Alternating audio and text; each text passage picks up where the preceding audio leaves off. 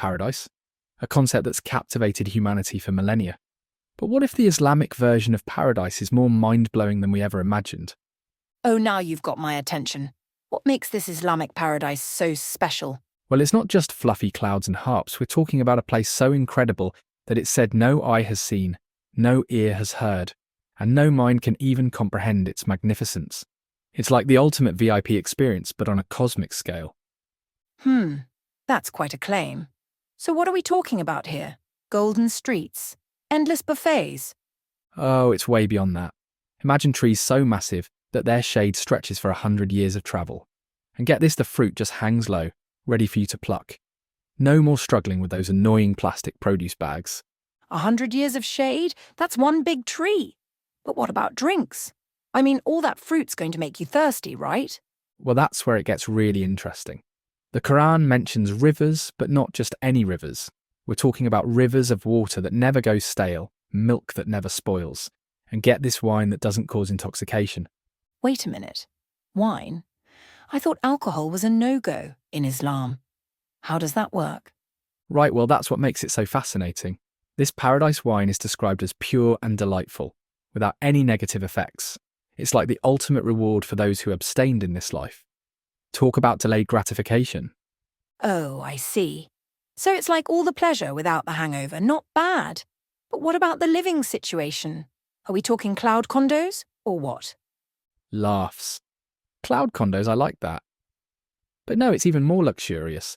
The dwellings are described as palaces and mansions made of gold, silver and pearls. And here's the kicker, they're transparent. You can see the inside from the outside and vice versa. Transparent houses.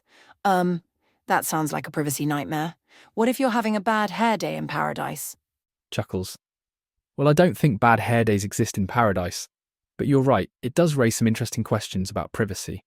Maybe in paradise, we're all so at peace with ourselves that we don't need privacy. Or maybe there's some divine curtain system we don't know about. Divine curtains now, there's a heavenly home decor idea. But seriously, what about the social aspect? Is it just you and your see-through mansion for eternity? Not at all. The social life in paradise is described as being filled with joy and harmony. Loved ones are reunited, and there's no enmity or resentment. It's like the ultimate family reunion, but without the awkward conversations about politics. That sounds nice, but what about food? All this socializing must work up an appetite. Oh, the food situation is out of this world, literally. The Quran mentions goblets of pure drink being served, and the cups and plates are made of gold and crystal. And get this, no calories to count. It's the ultimate guilt-free dining experience. No calories? Now that's my kind of paradise. But who does the dishes? Please tell me there's no eternal dishwashing duty. Laughs. No dishwashing in paradise. Everything is served effortlessly. In fact, there's no aging, no sickness, no exhaustion, and no death. People remain youthful forever. It's like the fountain of youth, but for your entire existence. Wow, that's a lot to take in. But doesn't it all sound a bit, I don't know, overwhelming? I mean, eternal youth, endless feasts, no work, What's the catch? Well, here's where it gets really interesting. The greatest reward in paradise isn't any of these material pleasures. It's described as the vision of Allah's glorious face. This is seen as the pinnacle of all joys for believers. So it's not just about the physical pleasures, but a spiritual fulfillment too. Exactly.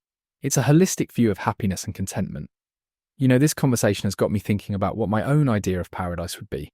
If we could design our own personal paradise, what would it look like? That's a great question. For me, I think I'd want an infinite library with every book ever written, and the ability to understand all languages. What about you? Ooh, I like that. For me, I'd love the ability to travel anywhere in the universe instantly. Imagine being able to have breakfast on Mars, lunch on a distant planet, and be back on Earth for dinner. And of course, no jet lag. That sounds amazing. You know, it's interesting how we all have our own ideas of perfection. But I think what's universal is the desire for a place free from suffering and full of joy. Absolutely. And I think that's why these concepts of paradise have persisted throughout human history.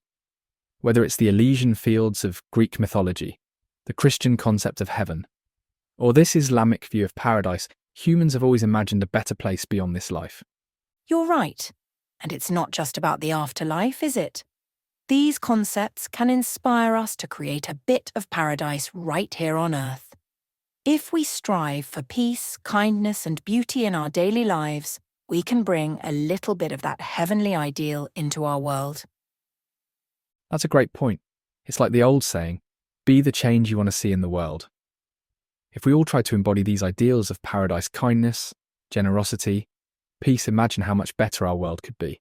It's a lofty goal, but hey, we've got to start somewhere, right? Absolutely. And who knows? Maybe by striving for these ideals, we're creating our own little pieces of paradise right here and now. It's a comforting thought, isn't it? It really is. Well, this has been a fascinating journey into the Islamic concept of paradise. From massive trees to rivers of honey, from eternal youth to spiritual fulfillment. It's a rich and complex vision of the afterlife. And it's given us a lot to think about in terms of our own lives and what we value most. It certainly has been eye-opening.